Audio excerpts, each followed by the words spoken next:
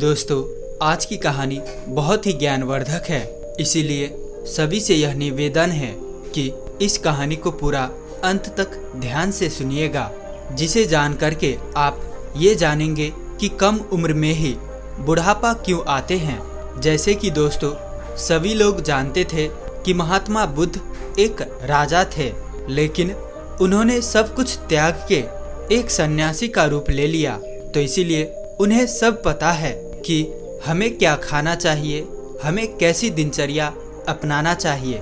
तो दोस्तों, आज हम महात्मा बुद्ध के वो 12 महत्वपूर्ण नियम, यानी कि एक और से कह लो कि आज हम उनके पूरे जीवन के सार हम जानने वाले हैं। दोस्तों, इसीलिए सभी से निवेदन है, सभी से गुजारिश है कि पूरी कहानी को ध्यान से जरूर सुने और उस 12 बातों को सुन करके अपने जीवन में उतार लीजिए। मैं आपको गारंटी देता हूँ कि आपको कभी बीमारी नहीं होगी और आपको कोई बुढ़ापा छू ही नहीं पाएगा।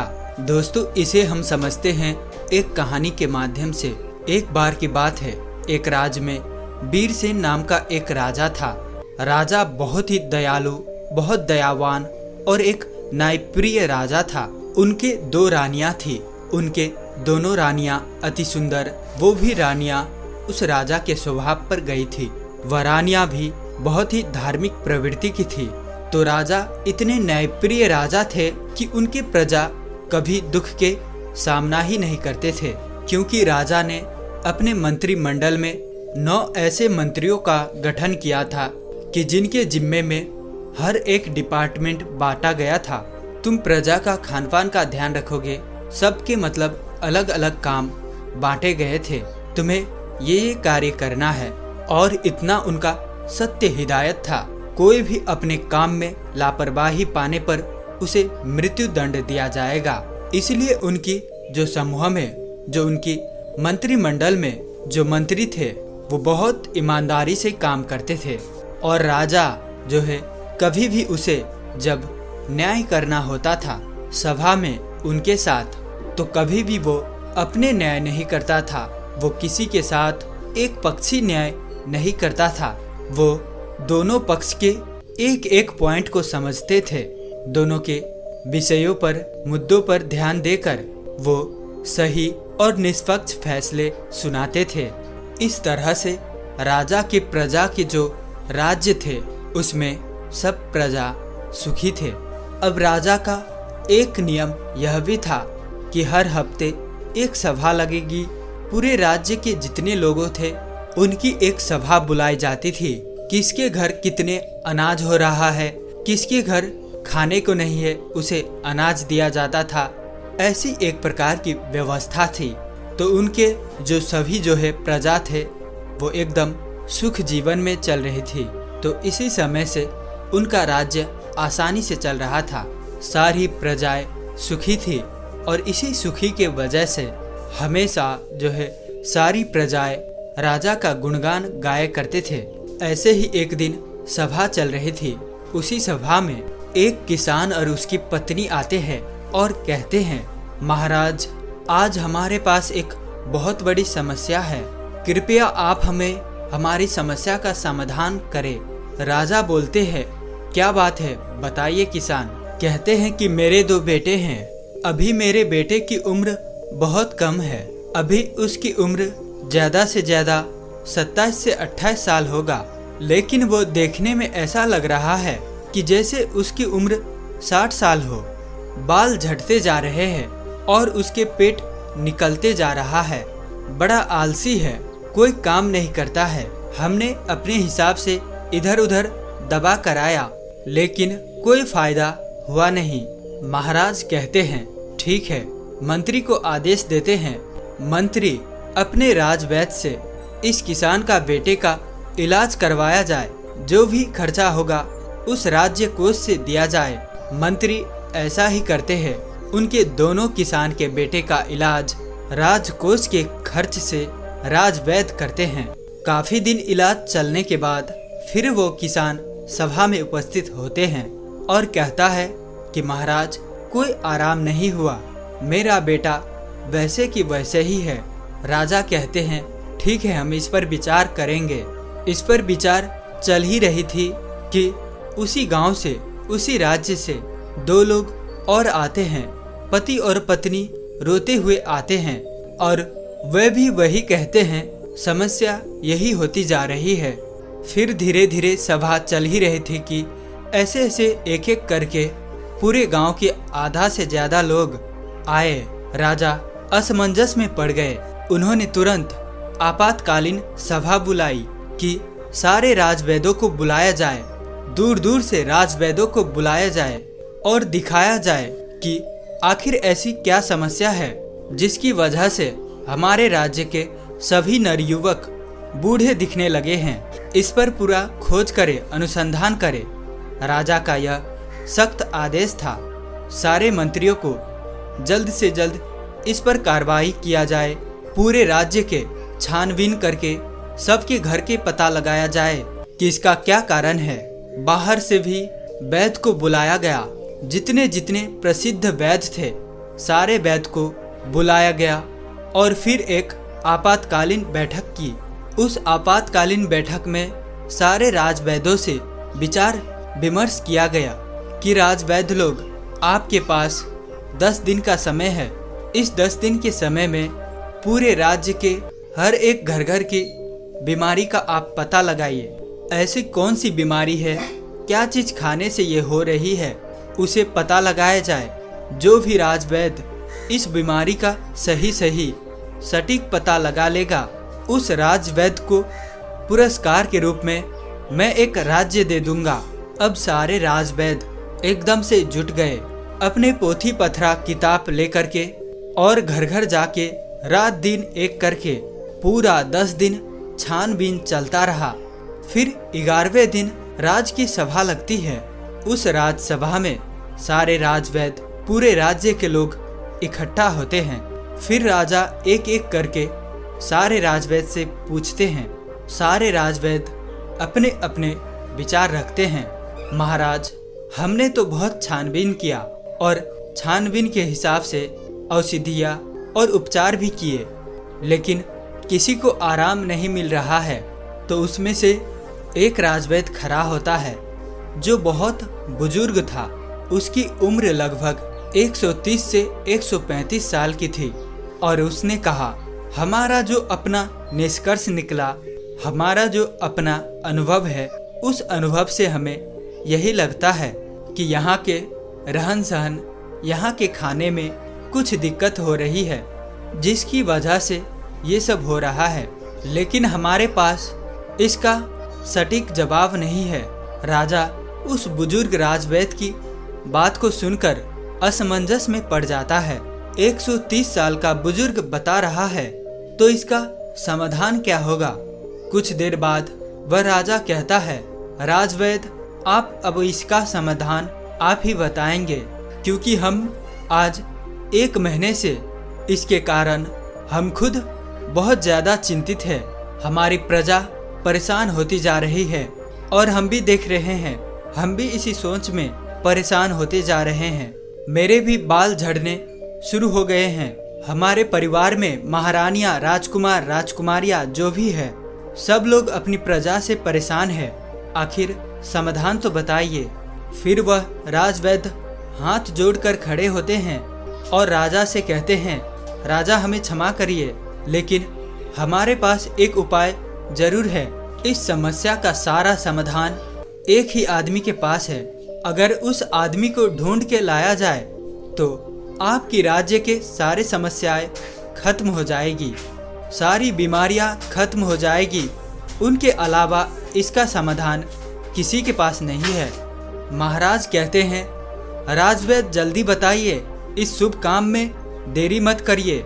मुझे जल्दी उस महापुरुष, उस ज्ञानी का नाम बताइए, हम उन्हें अपनी राज्य में आमंत्रित करेंगे। वह राजवैद्य कहता है, क्षमा करें महाराज, हमें उनका पता नहीं है कि वो कहाँ रहते हैं, लेकिन उनका किसी राज्य में उपदेश चल ही रहा होगा। कृपया आप अपने सैनिकों को सारे राज्य में भेज करके पता लगाइए कि महात्मा बुद्ध किस राज्य में है, कहाँ पर वो उपदेश दे रहे हैं। केवल उन्हीं के पास इस समस्या का समाधान है और दूसरा किसी के पास इसका समाधान नहीं है। राजा ये बात जैसे सुनते हैं राजवैद्य के मुंह से, अपने जो वो 9 उनके मंत्री थे जो सबसे काबिल मंत्री थे, उन्होंने उनको आदेश दिया कि जल्दी से जल्दी महात्मा बुद्ध का पता लगाया जाए और उन्हें आदर सम्मान के साथ अपने राज्य में लाया जाए। ये हमारा सख्त आदेश है।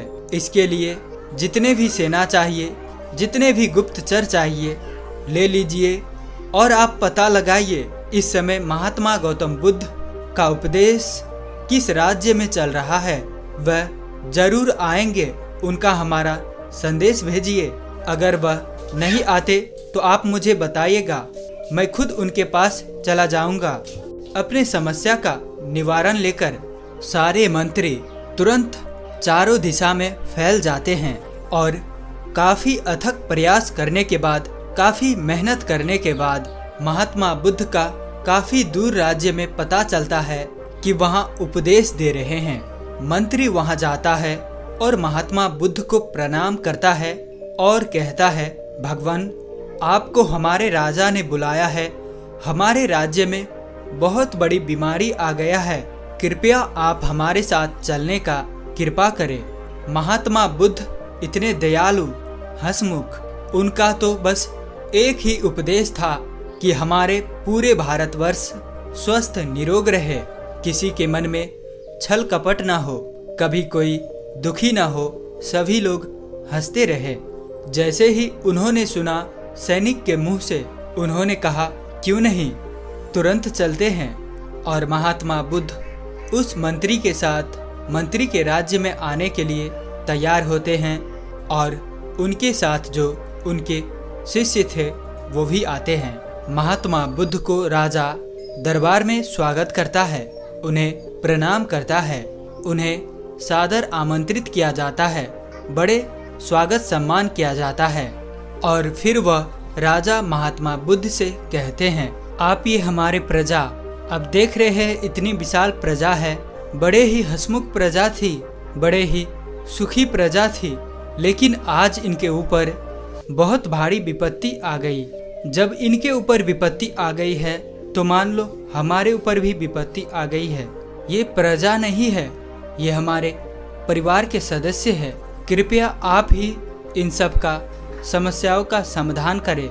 महात्मा बुद्ध राजा की तो पहले ही प्रशंसा सुन चुके थे। राजा के सोच और विचार से महात्मा बुद्ध प्रभावित होकर महात्मा बुद्ध मुस्कुराते हैं और राजा से कहते हैं, क्यों नहीं, ये तो कुछ नहीं है, सब ठीक हो जाएगा, ये समस्या सब लोग अपने आप पाले हैं।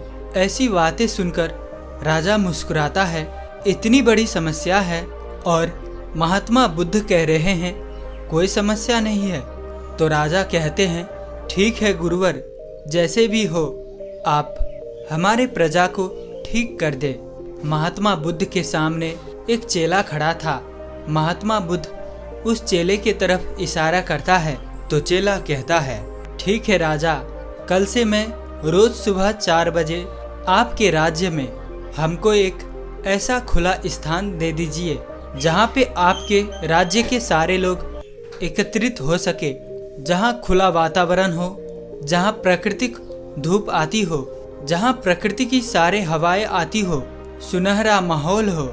वहाँ पे कल से हमारा 4 बजे से शुरू हो जाएगा लोगों को उपचार देना, लेकिन उससे पहले आप अपने राज्य में एक आदेश लागू कर दीजिए कि सब उस स्थान पे, आपके पूरे राज्य पे और आप खुद उस स्थान पर सभी लोग उपस्थित हो।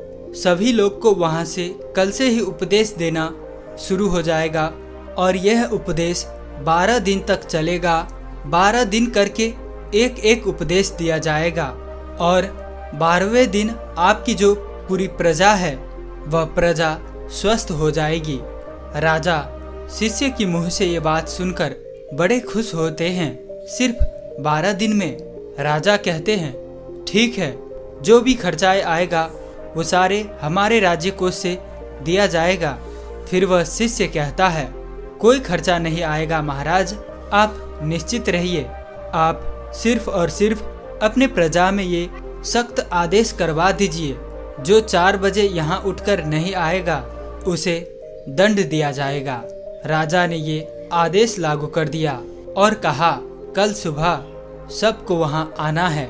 राजा ने एक बहुत बढ़िया सा स्थान निर्धारित किया और कहा कि कल पूरी प्रजा उसी स्थान पर आएगी, हम भी आएंगे और वहाँ पर महात्मा बुद्ध की विचार को सुनेंगे और जैसे महात्मा बुद्ध कहेंगे हम उसके पालन करेंगे और हमारे सारे गुप्तचर सबके घरों पर निगरानी रखेंगे।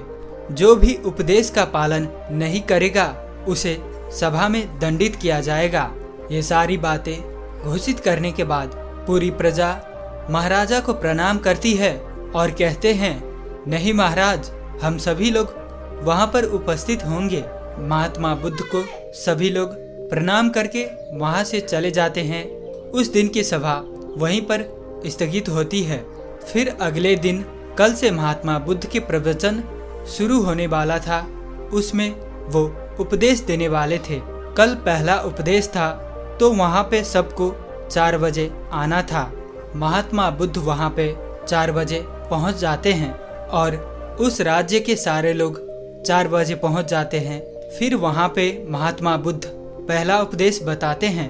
वो पूरी राज्य को संबोधित करते हैं और अपने शिष्य को इशारा करते हैं कि लोगों को बताओ। उनका शिष्य खड़ा होता है अपने स्थान से और कहता है कल से पूरे राज्य के लोग 4 बजे उठेंगे। सुबह 4 बजे 4 बजे जो होता है वो ब्रह्म मुहूर्त होता है। इसी 4 बजे सबको उठना है। सब उठने के बाद 2 से 3 गिलास गुनगुना पानी करना है और सबको बैठ के अलथी पलथी मार के जो गुनगुना पानी है वो मिट्टी के बर्तन में पीना है। मिट्टी के बर्तन से पानी सीप सीप करके पीना है। इसी को जो अनुसरण नहीं करेगा वो आराम नहीं होगा। महात्मा बुद्ध का पहला उपदेश था। इस पहला उपदेश को पालन करेगा और उसके बाद कल दूसरा उपदेश दिया जाएगा। कल ये उपदेश का सब पालन करके आएंगे।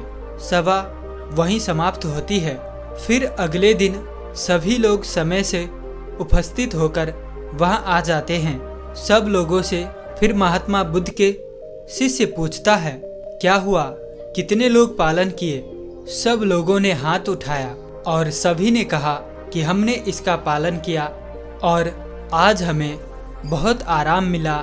हमारा पेट एकदम सही से साफ हुआ, शरीर एकदम हल्की फुल्की लग रही है, एकदम हम स्वस्थ लग रहे हैं। तो फिर महात्मा बुद्ध का शिष्य कहता है अब दूसरा उपदेश जो करना है, सबको टहलने चलना है।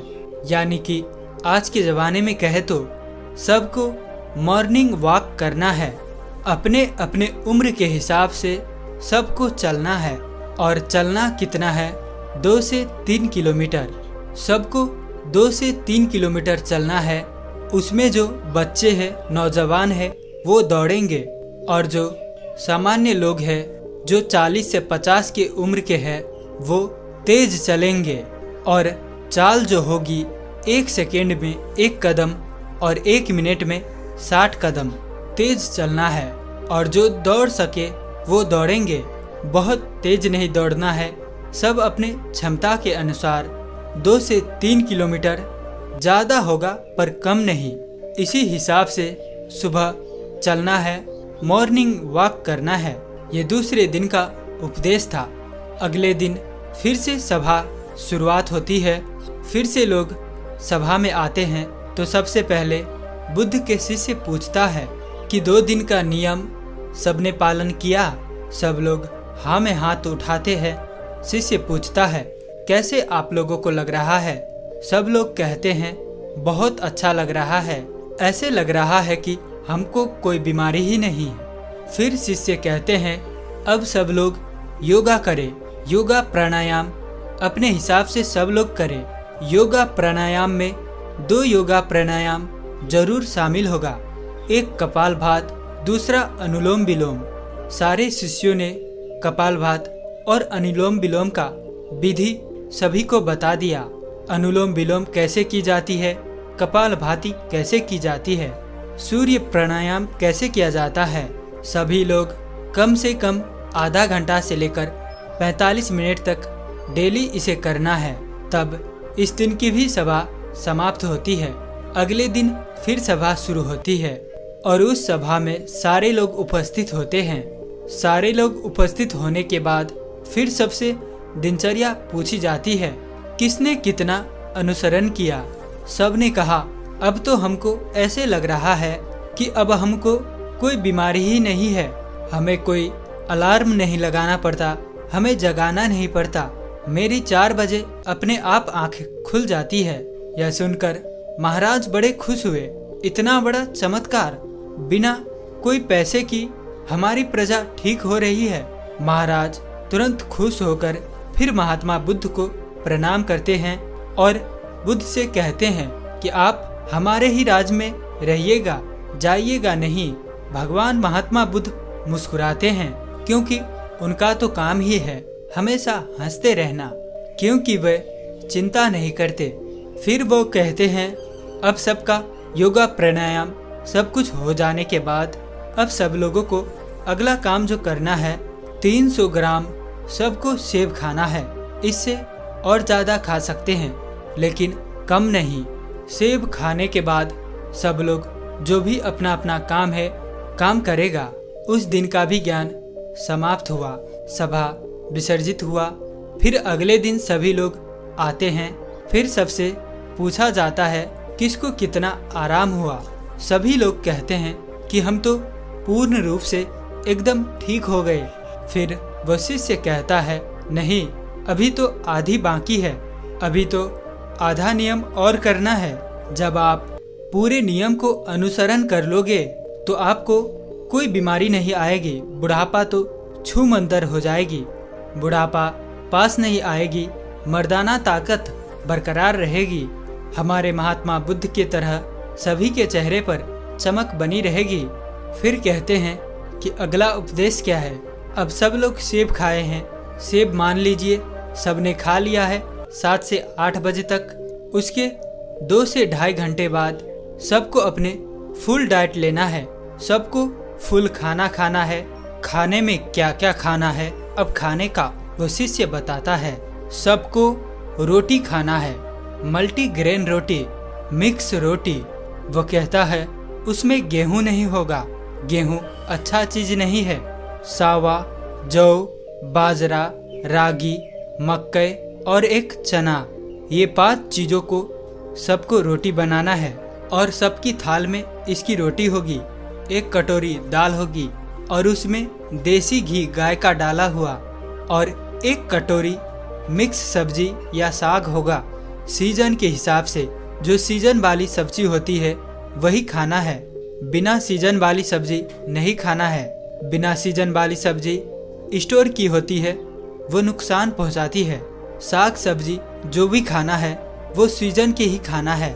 ये सारी चीज़ें खाने के बाद उसके आधे घंटे के बाद उसमें एक कटोरी 200 ग्राम सबको दही खाना है।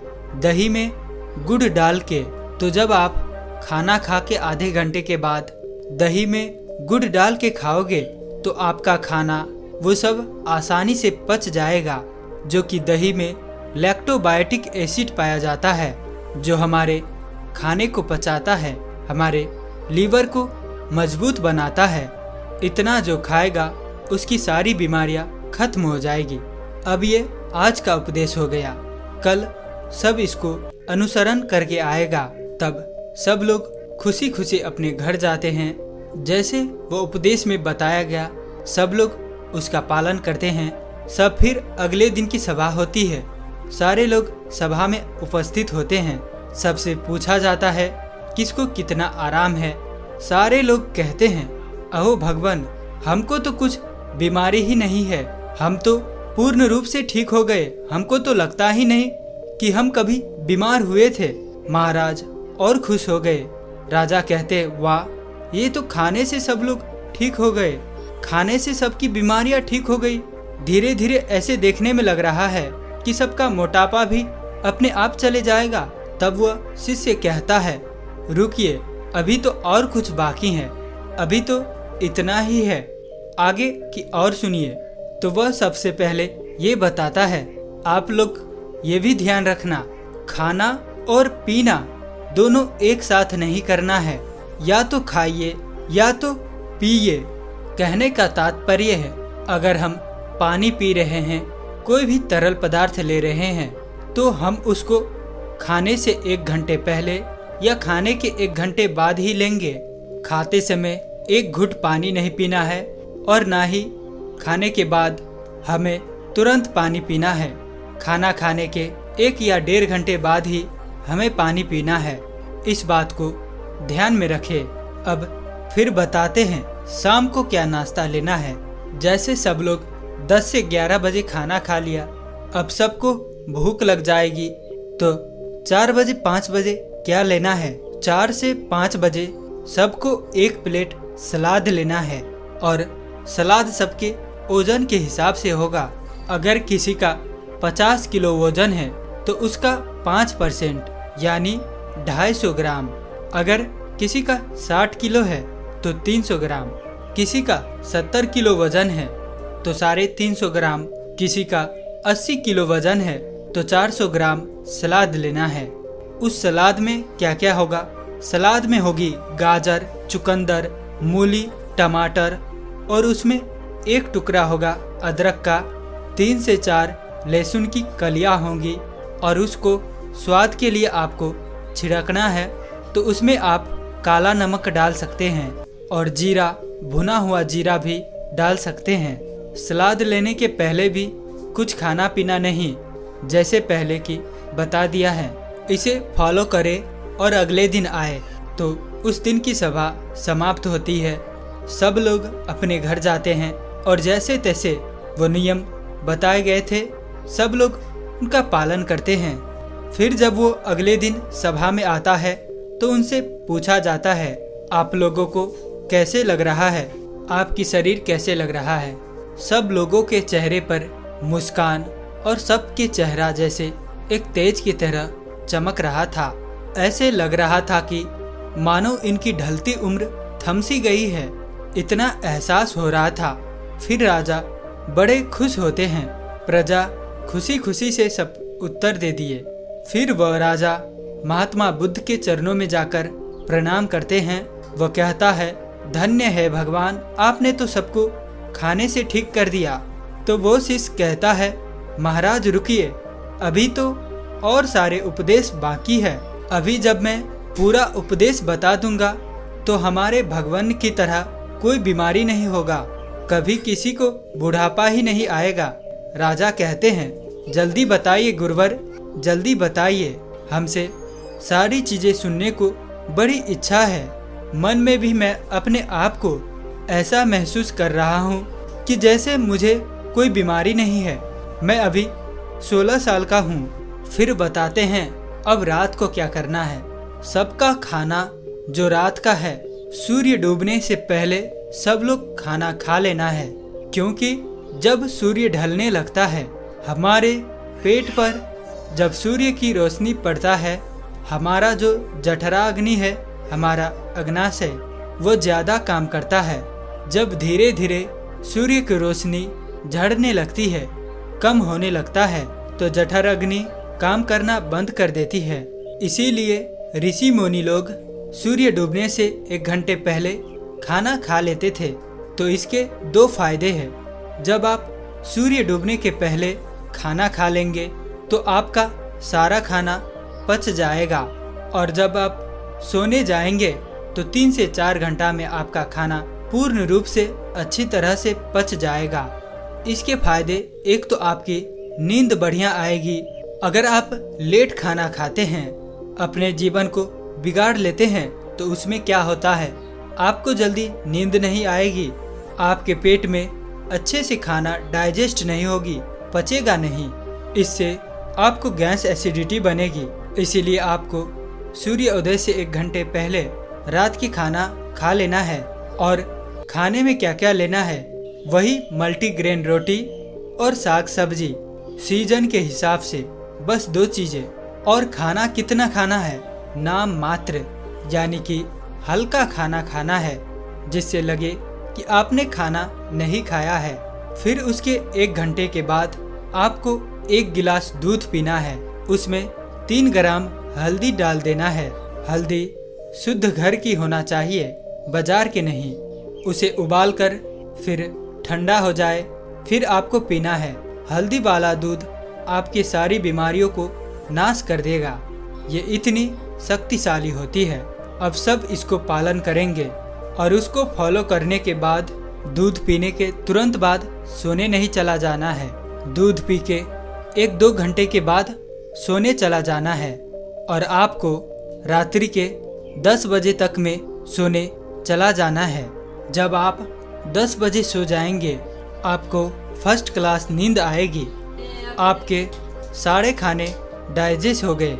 जब आपको अच्छी नींद आएगी तो 4 बजे सुबह अपने आप आपकी आंखें खुल जाएगी। आपको कोई टेंशन नहीं रहेगा, कोई बीमारी नहीं लगेगी।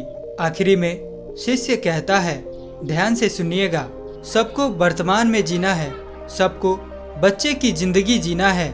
जैसे जो छोटे बच्चे होता है उन्हें कोई टेंशन नहीं होता है। मेरे मम्मी का पड़ोसी से झगड़ा हो रहा है, पड़ोसी का पापा से झगड़ा हो रहा है, उसे कोई मतलब नहीं। मेरे घर में खाना है या नहीं है, उस छोटे बच्चे को जो खाना मिल जाता है वो उसे खाकर अपने आप खेलता रहता है, सिर्फ उसका पेट भरा रहे। अगर उसका पेट भरा हुआ है तो उसे कोई मतलब नहीं। इसीलिए आप सभी अपना वर्तमान में जिए, भूत भविष्य का चिंता मत करिए। आज हमारे साथ जो है उसमें खुश रहिए। भविष्य में क्या होगा, भूत में क्या बीत गया, उसकी चिंता मत करिए। जब आप वर्तमान में जिएंगे तो कोई टेंशन नहीं होगा, तनाव नहीं होगा और बीमारी नहीं होगी। जो लोग इन नियमों का पालन करेंगे। और एक बात, कभी कोई बाहर की चीज मत खाना, जो खाना अपने घर की शुद्ध बना करके खाना, क्योंकि बाहर की चीज़ों में बहुत मिलावट होती है। ये आज की पूरी उपदेश, उसी उपदेश को जो पालन करेगा वो कभी बूढ़ा नहीं होगा, उसे कभी बीमारी नहीं होगी। ये नियम सब पालन करेंगे। फिर 1 महीने बाद यहीं पर एक सभा लगेगी, सब इसी सभा में उपस्थित होंगे। समय बीत गया, 1 महीना फिर हुआ। 1 महीने बाद महात्मा बुद्ध महाराज के पास पहुंचते हैं, उनके दरबार में पहुंचते हैं। महाराज दौड़ करके उनके स्वागत सत्कार से सम्मान करते हैं और कहते हैं, आइए गुरुवर आइए, ये तो राज्य आपका है। महात्मा बुद्ध मुस्कुराते हैं, बताइए राजन, आप लोग कैसे हैं, आपका प्रजा लोग कैसे हैं। राजन कहते हैं, अहो भगवान, आपने जो उपदेश दिया है, हमारी पूरी प्रजा ऐसे देखने में लग रही है जो 60 साल के थे, लग रहे 15-20 साल के हो गए। सबकी ढलती हुई उम्र रुक गई है, सब लोग हृष्ट पुष्ट है। हमारे राजवैद्य लोग तो बैठ के आराम कर रहे हैं, उन्हें तो कोई दवा की जरूरत ही नहीं है। सब लोग अपने आप तंदुरुस्त है, हमारी प्रजा बड़ी खुश है। मैं यही चाहता हूँ कि कल हमारे प्रजा आपकी दर्शन करना चाहती है। कल सभी को सभा में बुलाता हूँ, कल के लिए आप कृपया करके रुक जाइए। और राजा अपनी पूरी प्रजा को एकत्रित करता है। उनकी सारी प्रजा महाराज भगवान बुद्ध को प्रणाम करता है। महात्मा बुद्ध मुस्कुराते हैं और कहते हैं, आयुष्मान भव। सब लोग खुश होते हैं, पूरी प्रजा खुश होते हैं। इस उपदेश को जीवन भर पालन करने का सब लोग वहीं पर प्रण लेते हैं। और राजा कहते हैं, आपने जो ये उपदेश दिया है, मैं इसे अन्य लोगों तक भी पहुंचाऊंगा, ज़्यादा से ज़्यादा लोगों तक पहुंचाऊंगा। राजा और प्रजा के मुख से ये बातें सुनकर भगवान बुद्ध बेहद खुश होते हैं और फिर महात्मा बुद्ध वहाँ से चले जाते हैं। दोस्तों, उम्मीद है कि आपको कहानी पसंद आई होगी। आखिर तक कहानी में बने रहने के लिए मैं किशन शर्मा आप सभी का दिल से बहुत बहुत धन्यवाद करता हूँ। तो मिलते हैं ऐसी किसी और नए वीडियो में, तब तक के लिए अपना ख्याल रखें।